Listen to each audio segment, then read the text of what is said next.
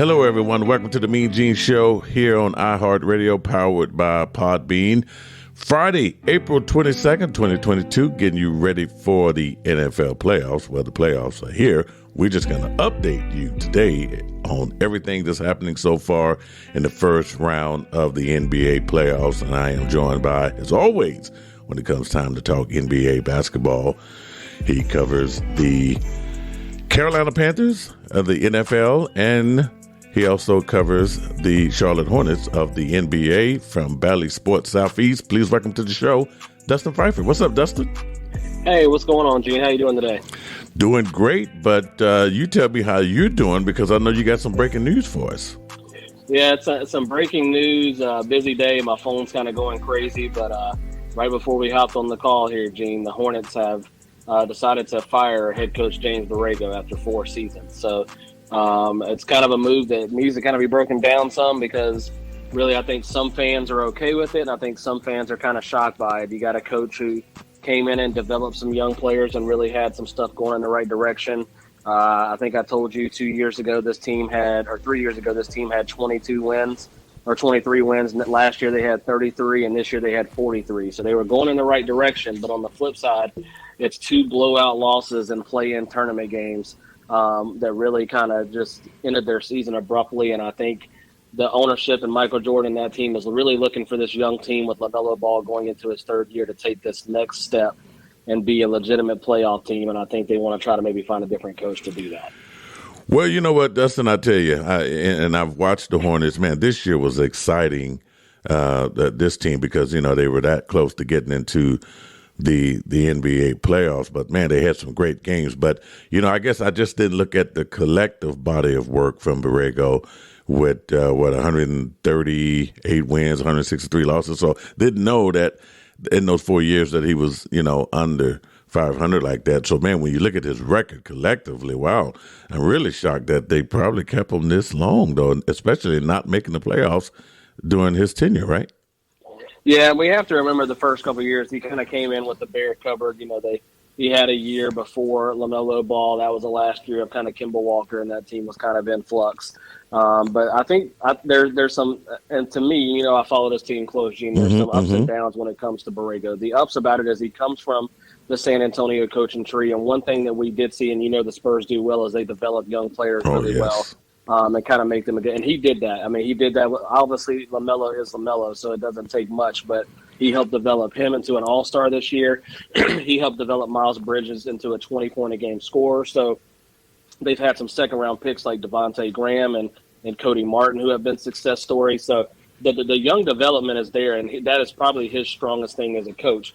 But on the flip side, this was a team who always struggled on defense, always struggled giving up the three-point shot.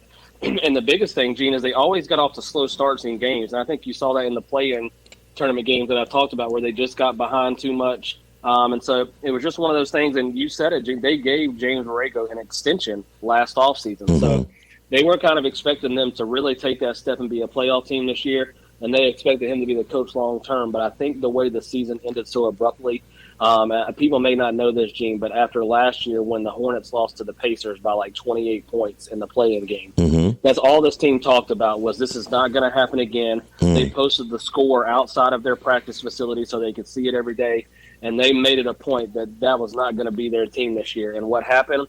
They get into a play-in game and they lose by almost 30 to the Atlanta Hawks, and they had the same situation. So it just is a really bad way to end the season that can leave a sour taste in your mouth. And I'm not sure which way they go, but I would have to assume they're trying to find more of like a veteran, stabilized coach who can come in and think their talent is ready to take that next step. Wow. Yeah, that's impressive that you think they would go that route. Now, I was just going to say, Dustin, when you look at, and then I'm thinking Michael Jordan and his organization, maybe they're getting it right. Maybe they are looking at, when you look at all these young coaches, you know, Willie Brown, you know, we talk about him, we talk about Monty Williams, some of the new coaches that have taken over teams, and Udoka with Boston, and they are having instant success. So you got to think that the organization may have looked at that like, man, we stuck with this guy for 4 years. These young guys are coming out here, first-year coaches, and having great success. Absolutely. I think that plays a big part in it, and I think it plays – if you look at these series, and I know there's been some injuries and we're going to talk about it, but look at these lower seeds, these 8-seeded teams who are and these 7-seeded teams who are playing teams close in the first round. And I think that's what they expected from this Hornets team, not necessarily to be a top 3 or 4 seed, but with the talent they have, that they could get a 6, 7, or 8 seed and at least be competitive in a first-round series. I think that's what they're looking for. And I said veteran stabilized coach, but I'm still talking names. Maybe they don't have a ton of head coaching experience, but they've been around for a while. Yeah. A name that comes to my mind is like a Sam Cassell, who has been on the bench for a long time but has a ton of experience. I've even thought of, he just got fired and it ended really badly, Gene, and I know it wasn't, you can admit as a Lakers fan it wasn't all his fault, but a Frank Vogel, who is a good defensive mind, can maybe come in, because I think he took a lot of blame in L.A. that really wasn't his fault. So there's some names out there, but you're right. They're trying to find – they see these coaches are coming in and having instant success. And when you have an all-star like LaMelo Ball, who's going into his 3rd year, and I'm not trying to compare him, Gene, but this is John Morant's 3rd year, and look what he did. Yeah. So they're kind of looking for that superstar takeoff for LaMelo Ball and with this young talent around him. So they want this team to take the next step where they become a playoff team and not just fighting for a play-in spot.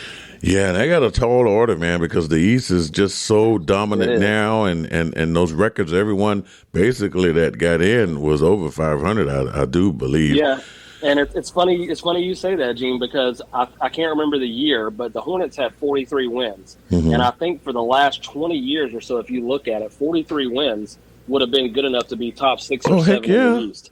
And because the East, like you said, was so good this year, they tied with Brooklyn and Atlanta for 43 wins and got to 10 spots. So that kind of went against them. Yeah, amazing stuff. And, well, I guess, what do you think, Dustin, with the NBA draft coming up later this summer, you think they get that coach before then? Yeah, I absolutely saw last week's playoff show. With the Pelicans getting into the playoffs, their first-round pick went to the Hornets. So the Hornets have 2 first-round picks now. So they're going to look to get a coach in, and hopefully Mitch Kupchak will be a part of that process. There have been some rumblings about whether he'll hang around because of his age. Yeah. But he's the main reason this team is built the way it is and the drafting he's done. So if he can get himself a coach and use those 2 first-round picks, I don't think they need to draft young players anymore. I think they need to use those 2 first-round picks to go trade and get a guy who's established. And so it'll be interesting to see what offseason moves they make. But I expect them to get a coach and take a pretty big swing at trying to add another high-impact player to get this team over the hump with LaMelo Ball. Wow, man, what a way to start off a Friday there. And I know because I had tried to reach Dustin early, and I'm like, man, Dustin's busy. I know when Dustin doesn't pick up the phone, something's going on.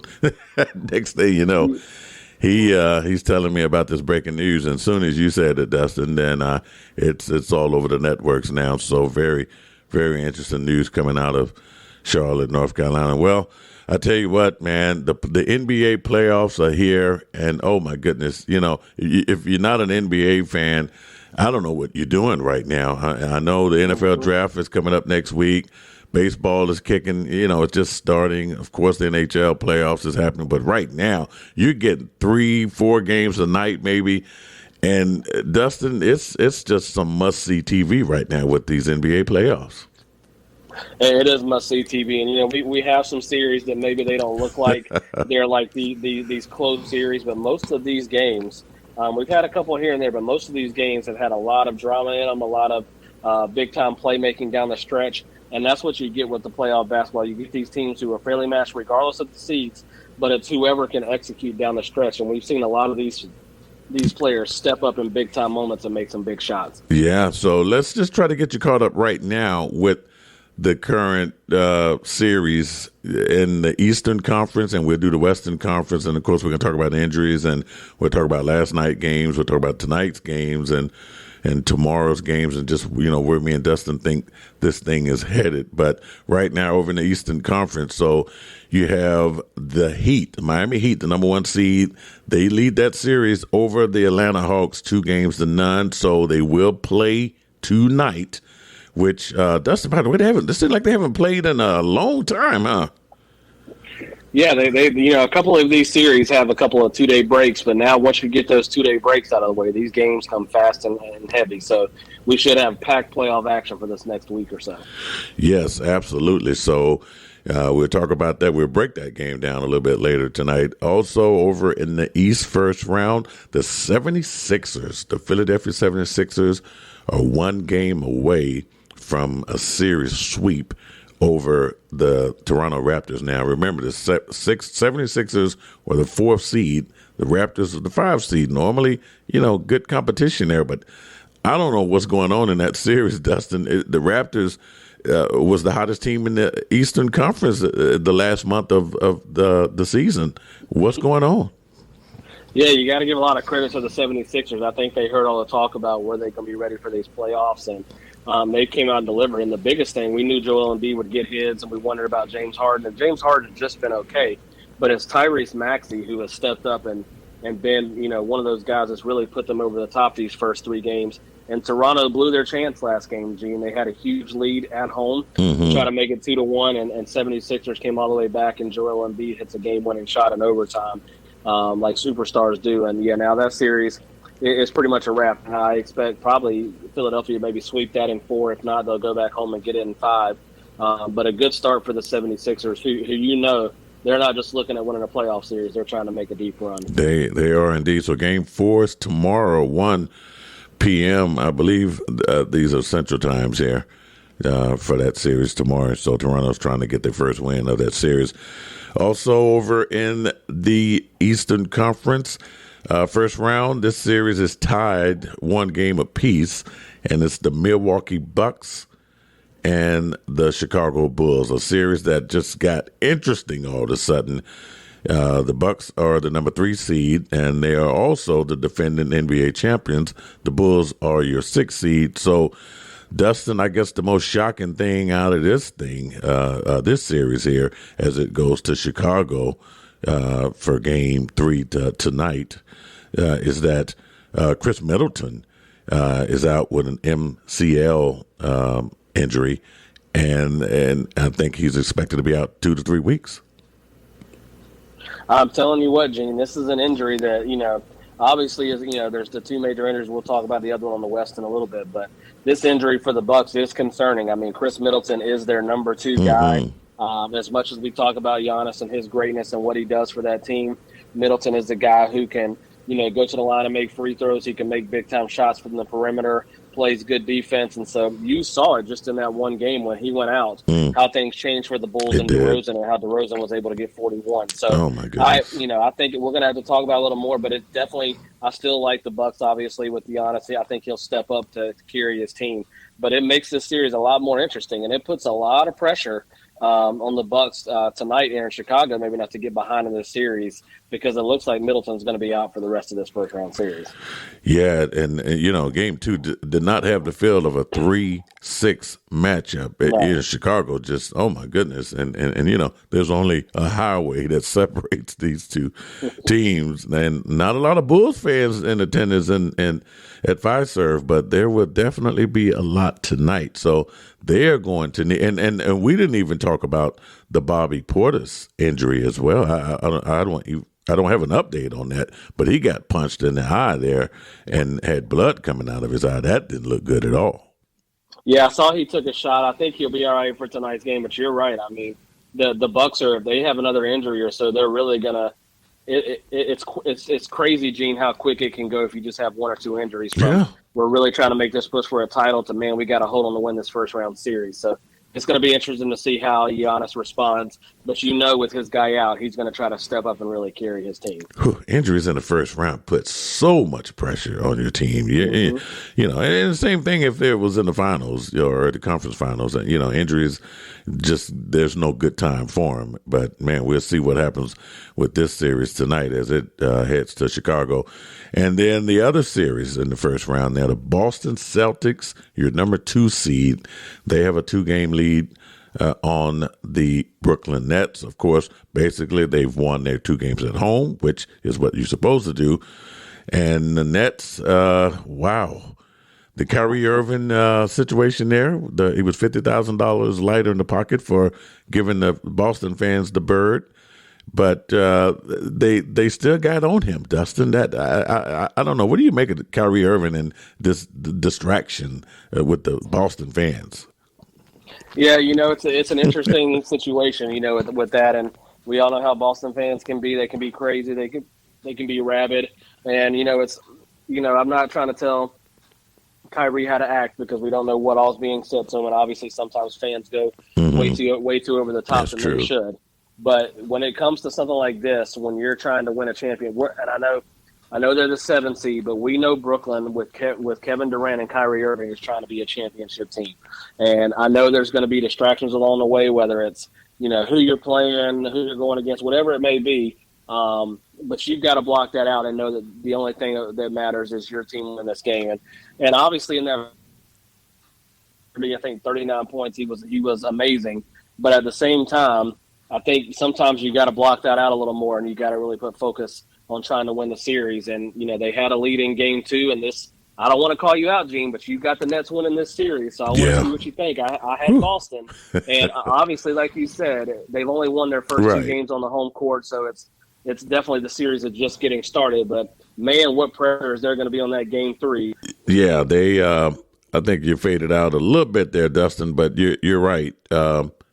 There's going to be all sorts of pressures on them. They got to get that, the old saying, Dustin, is that the playoffs don't really start until someone wins on the opponent's court. So I got to think that with all of the frustrations, I'm sure the team is talking to Kyrie and getting his head right. He's going to be home. When you really look at that series, though, you see how game 1 ended in that series. It could have been 1-0 at that particular time.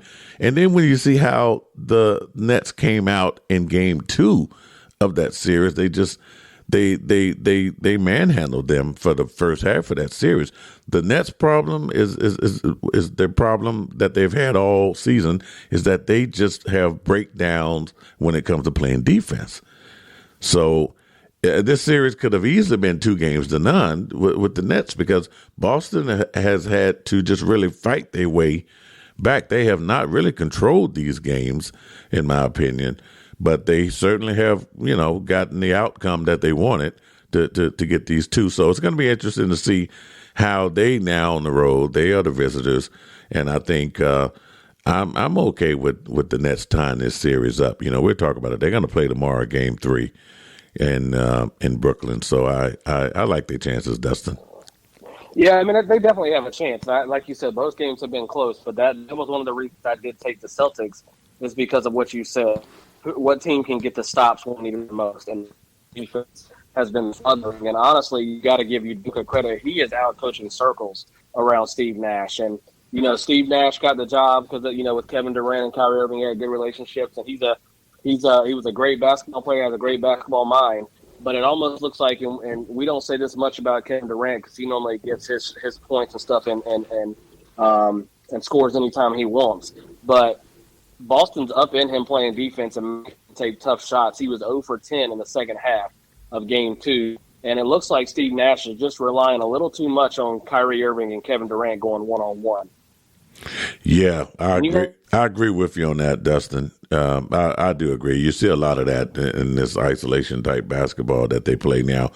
But man, if it wasn't for Bruce Brown getting off to that hot start, and in ways, Dustin, I think the Bruce Brown hot start maybe threw off their entire game plan because they sort of waited to see when he was going to cool off, and when he did, it seemed like that's when the other ones got going. Kyrie had a horrible game.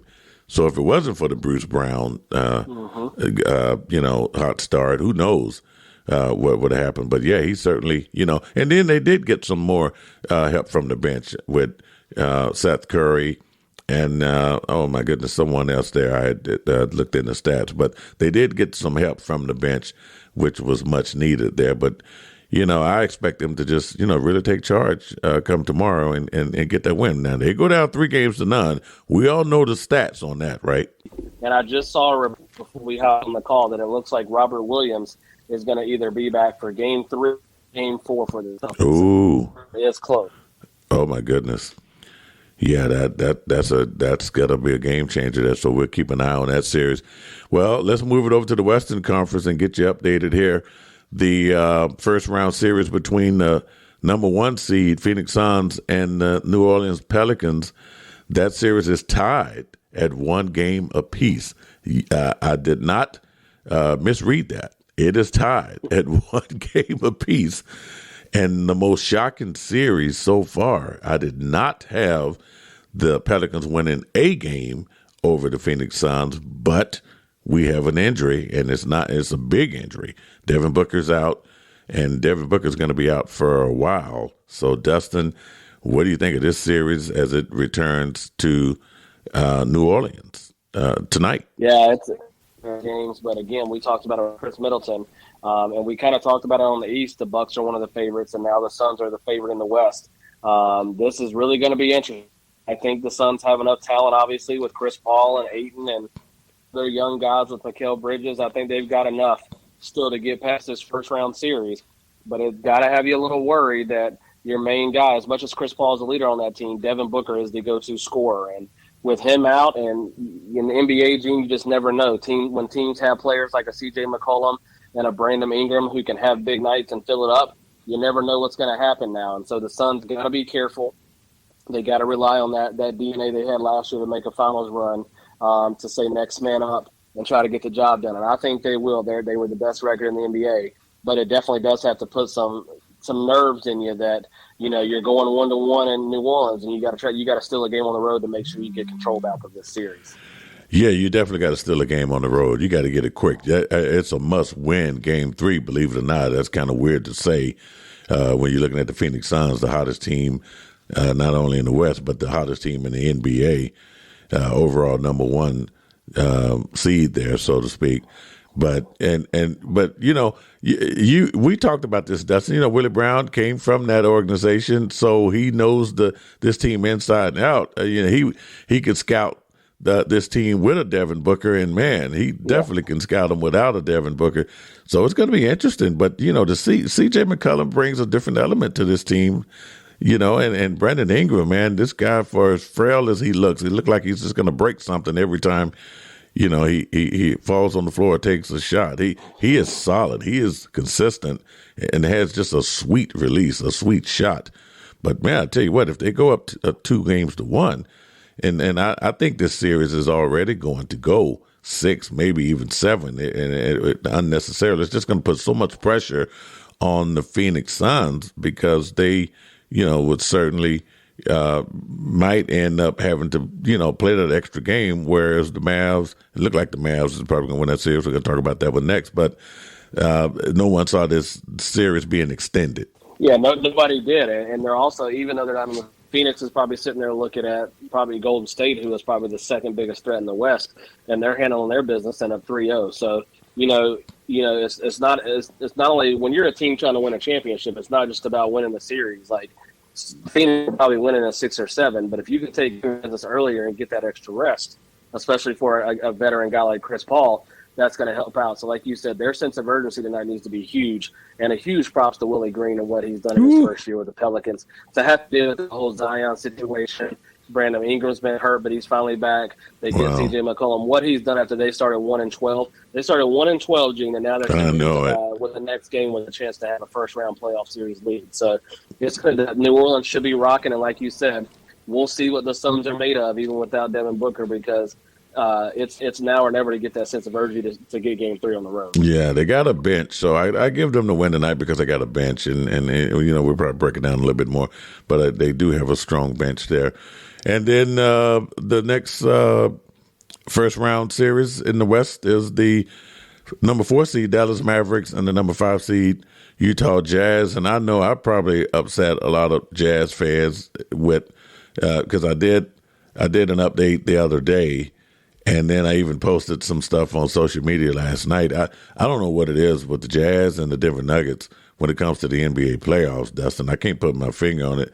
These two teams, they just, for some reason, they underachieve. I don't know what it is, but there is no way that you could tell me the Dallas Mavericks without Luka Doncic was going to have a 2-1 series lead over the Utah Jazz. And they win last night. What was it? 126-118. And, And Jalen Brunson, oh my goodness, he did it once with the career high. I didn't see him having 30 points or more performances over this Jazz team. Nuggets kind of coming up small. The Nuggets actually have more of an excuse because they don't have a Jamal Murray and they don't have a Michael Porter Jr. So a lot of their stars are missing on their team this year. The Jazz here, they've had injuries in the past, Gene. They were number 1 seed last year. Had a injury to Bogdanovich and Conley and all that, so they kind of let it go. But this year, Gene, and I'm going to say this, and Jazz fans are probably going to get mad, and they're closer to it than me. This year, there's no excuses, at least for this first-round series. No. You're almost fully healthy. You've got Conley, you've got Gobert, Mitchell, Bogdanovich. You've got pretty much your whole team ready to go against a team who doesn't have the main focal point of their offense. And you steal a game on the road. You come home 1-1. You've got right where you want to be and one of the best crowds in the league. And you lay an egg. And, Gene, you talked about the final score. Dallas led that entire game. Yeah. And Utah made one run in the fourth quarter, but Dallas had control of that game from the start. And I'm telling you right now, Gene, if the Jazz lose this series, this is where Jazz fans are going to get mad at me. This is a breaking point for this roster. And I think if they lose this first-round series, especially without Luka, he may come back later, but I think you have to blow up this roster. Now, what that means, I don't know. But we're talking about Rudy Gobert with a $200 million contract, talking about Donovan Mitchell with $163 million. We don't even get into Conley's contract. If you're not winning Mitchell and Gobert, what are you doing? And I know Quinn Snyder is one of the best coaches in the league. It's a breaking point. And if you can't get past the first round with that kind of money on the books, it's time to try to do something different. It is. It is. And I cannot explain. Like you said, last year, number 1 seed, early round exit there. Did not, the expectations were the finals last year. And I'm not talking conference finals. I'm talking about NBA finals. And as the West gets stronger, this year you don't have a Lakers team. You don't have a Clippers team. You don't have certain teams that, you don't even have to worry about. But the Mavericks without Luka Doncic, you cannot beat them. Dustin, I don't know. I know the Jazz fans are not happy with me, but man, sometimes you just have to call it like it is. And I agree with you, busting up the team. I don't know, or do you fire the coach? We had already said earlier before the playoffs started that Quinn Snyder's name was mentioned as a possible coach for the Lakers. I don't see that happening now, especially if they get booted out of these playoffs. And then if, Luka has, the Mavericks have the upper hand, if you ask me, in this series, Dustin. Yeah, they definitely have the upper hand. And you're right. It's one thing if a team has this roster and they're getting to the conference finals and they're coming up short. But if you're losing to a first-round team that doesn't have their best player, then that's a huge problem. And, I think Quinn Snyder's a great coach. I don't think it necessarily has to be a coaching change. He's kind of cemented himself there in Utah. But when you have Rudy Gobert as defender, there are some issues offensively. When you have him making $200 million and you have Donovan Mitchell making $163 million, Conley making $150 million, and you can't get past the first round, yeah. Maybe Utah bounces back. There's a long way to go. But you're right. Dallas has the upper hand. And if I'm Dallas, I'm not trying to push Luka back for game 4. You've already stole one on the road. Yeah. I'm going to go ahead and rest him, and then maybe he'll be ready to go back in your home for 5 because you've got the upper hand to be able to rest Luka a little more. Yeah, you definitely have the upper hand. No doubt whatsoever. So, okay, over in the next round in the Western Conference, first round matchup is the Golden State Warriors, your 3 seed, and the Denver Nuggets, your 6 seed. Now, Dustin, I'll tell you what, Golden State, the Steph Curry, injury that came late in the regular season.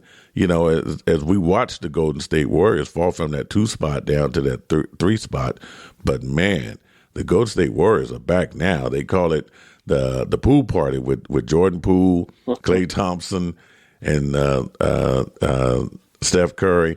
But they have a 3-0 lead over the Denver Nuggets. And the Nuggets, I don't like to compare them to the Jazz, but somehow they always come up in the same sentence. Another team that, even getting over the Murray.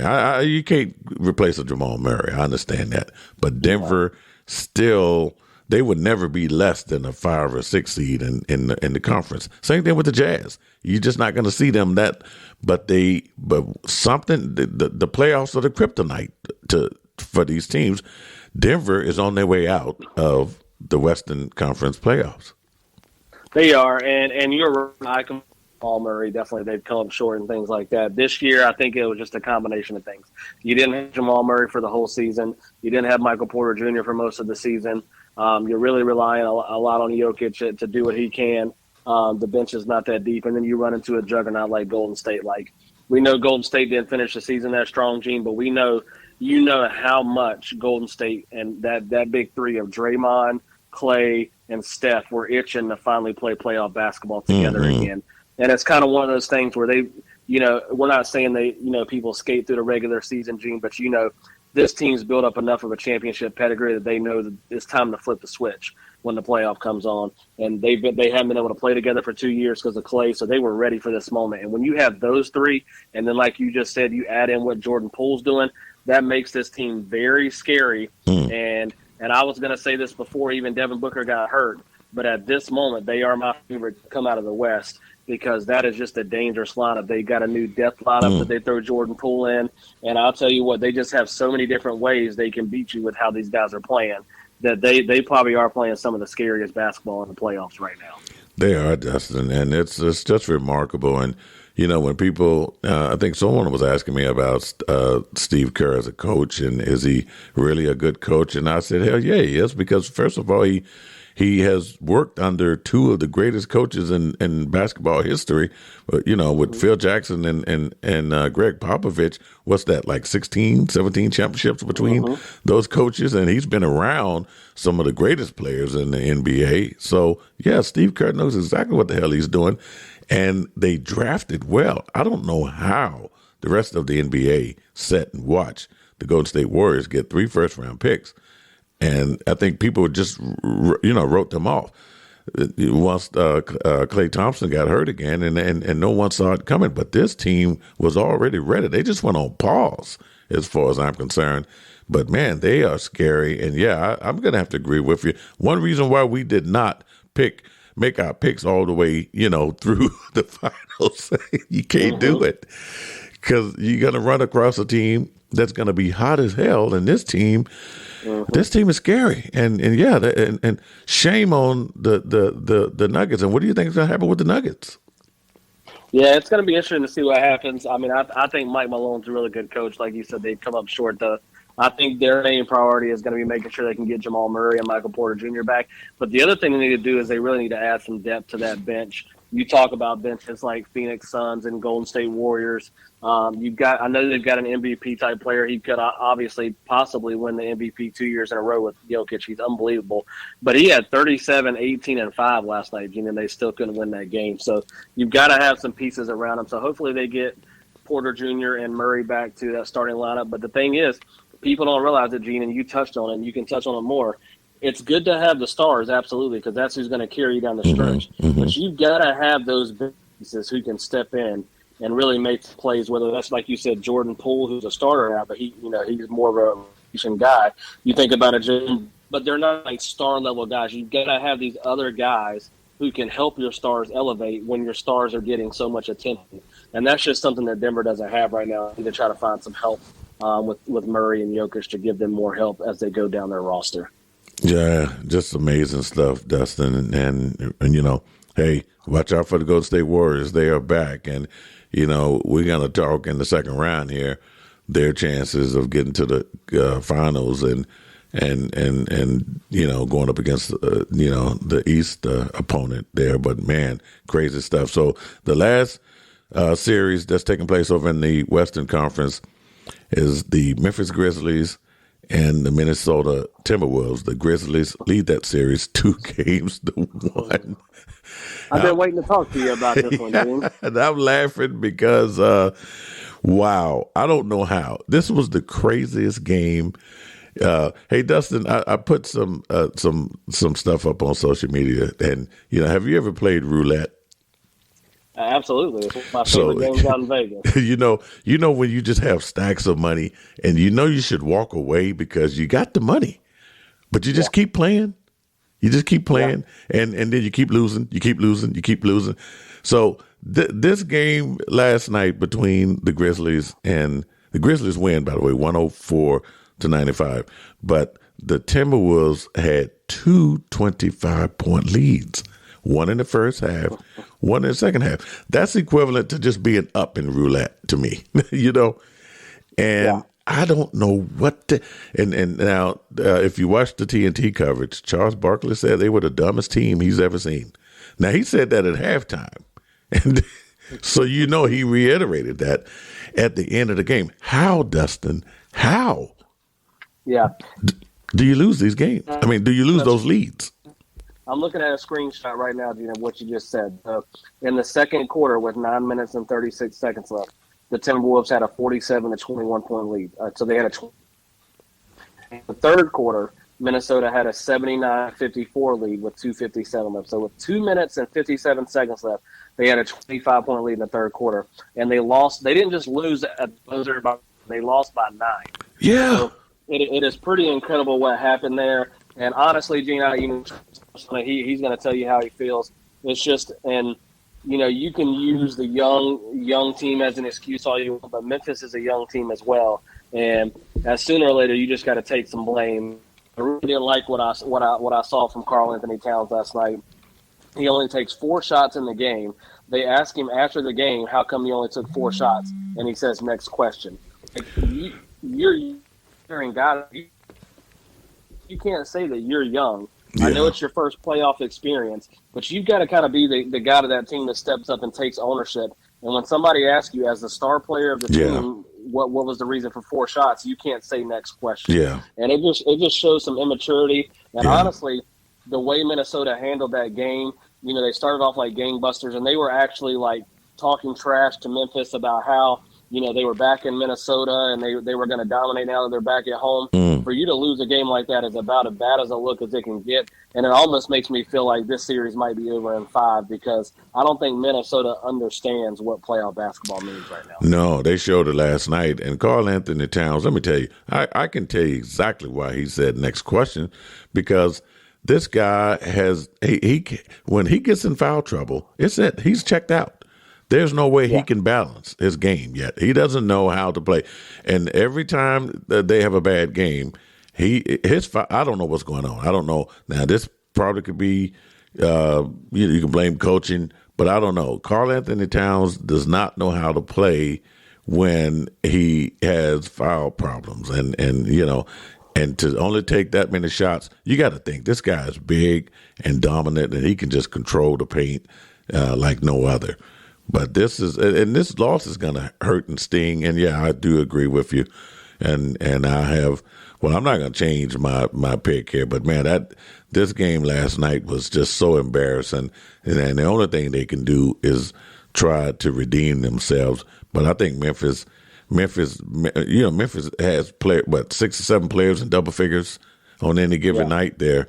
And this is a good team ball, and they are showing that they are a playoff team now, despite what I said, that, they're built for more, wins than series wins. They look like they're going to prove me wrong here and get this series win over the Timberwolves because of stupidity.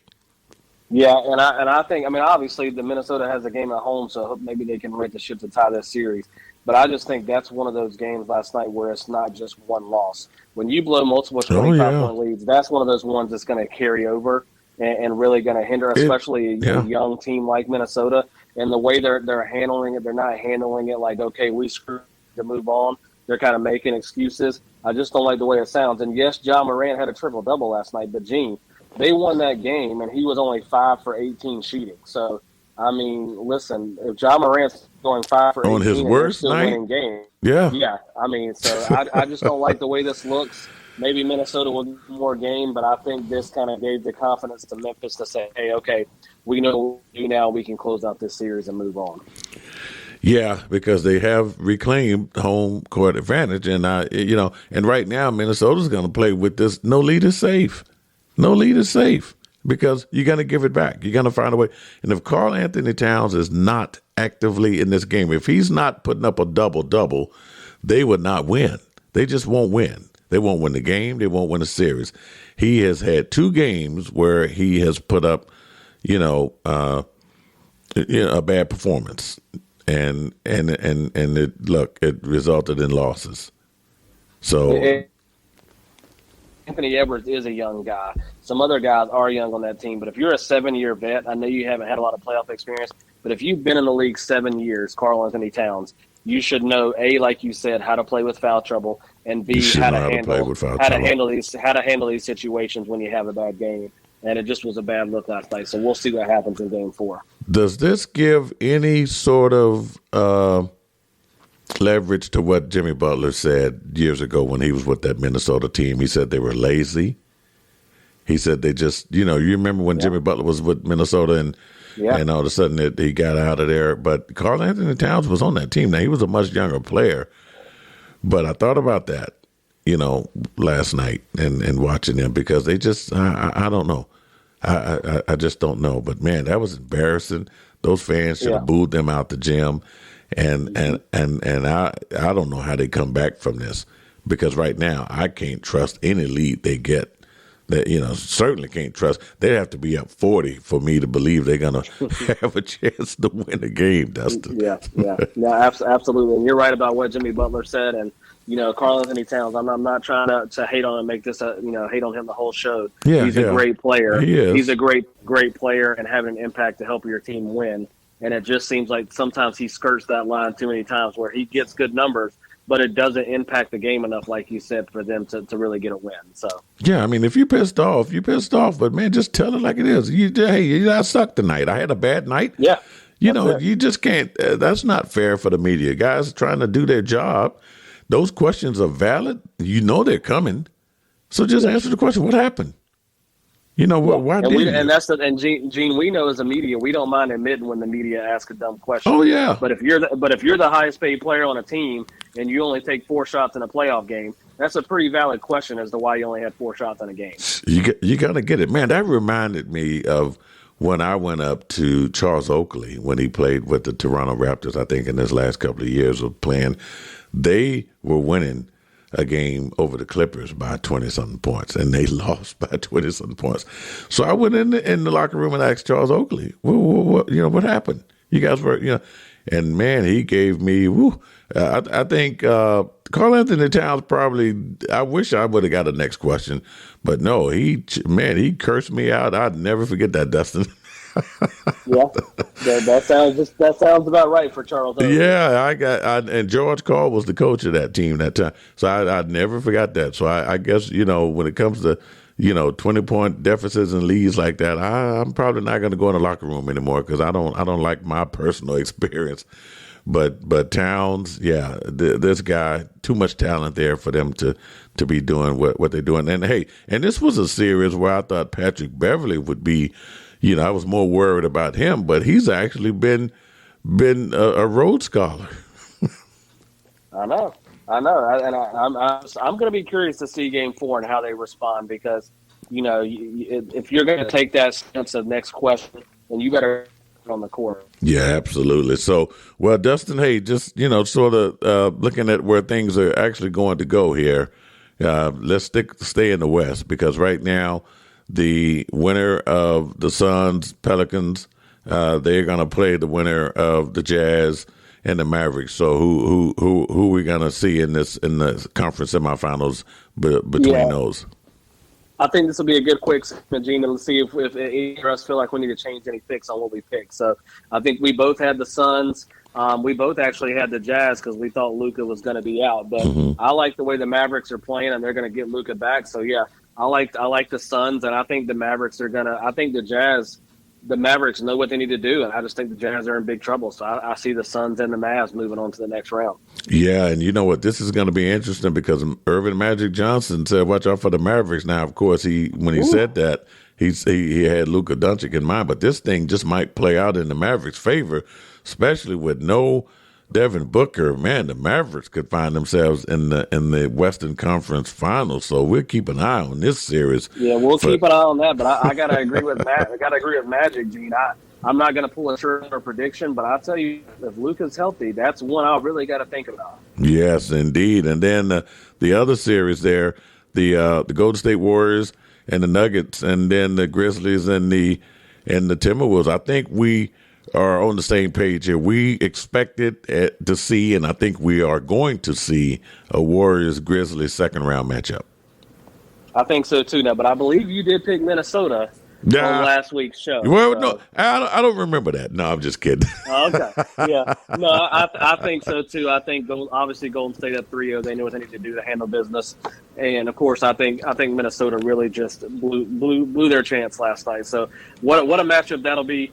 Golden State and their championship experience against Memphis and a young team with John Morant. Young versus that'll old. Be fun to watch. That'll be fun to watch. Definitely, it might be the series. I think I might go and watch because absolutely. Yeah, it's going to be worth watching. Especially Memphis is not far. Okay, and over in the East we have the Heat and the Hawks. Who's going to play tonight? And then you got the 76ers and the Raptors, which we know the 76ers. So it looks like the 76ers and the Heat are going to play each other in the conference semifinals. You okay with that? It does. Yeah, I'm okay with that. I do think Atlanta gets a game tonight. I think they play really well at home, and I think they will get one to make it 2-1 and make it interesting. But I like Miami to win, and obviously with Philly being up 3-0, I think they handle business. And you talk about that East, Gene. These semifinal matchups have the chance to be special. We're talking right now. We're talking Miami and Philly. What a matchup that would be! Yeah. That is going to be a hell of a matchup. I'm looking forward to that because they got to go through each other to get to the finals there. And then the other matchup in the East, we got the Bucks and the Bulls, which don't know. This one might go the distance. And then we got the Celtics and the Nets, which both of these series are still young, Dustin. So who we're going to see in the conference semifinals between the Bucks, Bulls, Celtics, and Nets? Yeah, this might be where you disagree with me, but I know you still think, and they do have a chance, and I know you still kind of believe in Brooklyn, but I've got Boston winning this series. I think their defense wins out. And I know that Bucks and Bulls series just got a lot tighter, but I like Giannis, and I think he knows the mission at hand. Even without Chris Middleton, they still have Drew Holiday and Brook Lopez. So I'm going to go with Bucks and Celtics. So that's what I'm talking. We're talking semifinal matchups. Either Bucks and Celtics or Nets. I got the Celtics, and then Heat and Philadelphia. What series are going to be? So are you sticking with Brooklyn? Or are you switching? Yeah, I'm going to stick with Brooklyn because, like I said, so far the only thing the Celtics have done is won 2 games on their own court. Now, if they come out of there with a Game 3 win when they play again, then then I'm going to have to give in. But right now, if Brooklyn can go back to Boston with the series tied, I like Brooklyn. I like a rematch of the conference semifinals last year between the Bucks and the Nets. And I might see, and I would expect a different outcome. I think if the Nets get past the Celtics here, then watch out for Brooklyn. Yeah, I think if they can get through this series, and it sounds like Ben Simmons is going to come back maybe Game 4. Who knows what he'll bring. But, yeah, you're right. It's one of those things where if KD and Kyrie can get rhythm down and get rolling and get through a series, it could be dangerous. But I just like Boston's defense to win out in this series. Well, I'll tell you what, and this is a good point to stop here because, we got some good games on tonight. We got Heat and Hawks tonight. We got Bucks and Bulls tonight. We got Suns and Pelicans. So, I like, the Hawks are in Atlanta tonight. So do they get a win on their home court tonight, Dustin? I do think Atlanta gets a win tonight to make it 2-1. Miami wins the series, but Atlanta plays really good at home, and I expect Trae Young to have a big game. Okay, and then Bucks and Bulls, they in Chicago tonight. I like the Hawks too, and I like the Bulls too. I like the Bulls to take the lead in this series, 2-1, make it interesting. I do like the Bulls tonight. I think that Chicago crowd's been waiting for playoff basketball for a long time, and they are going to be loud. That's a huge arena that holds like 24,000 fans. So it's going to be very loud. I like the Bulls to get a win, but I do think that Milwaukee will bounce back in Game 4 and tie it up to go back to Milwaukee. Yeah, I like that too. And then the final game tonight, Suns and Pelicans in New Orleans. And, I just think Monty Williams and the Suns, they know getting that devastating news there with Booker not being out there, they're going to step it up tonight and get the win in New Orleans. Yeah, I think Chris Paul and his leadership is going to be huge. He's going to have his team ready to go to face the challenge. I'm going to take the Suns to get a win, but my heart is really wanting the Pelicans to win this game just to see them get up 2-1 and see what kind of adversity Phoenix can really handle. But you're right. With that veteran leadership of Chris Paul, I think he has them ready to go. Yeah.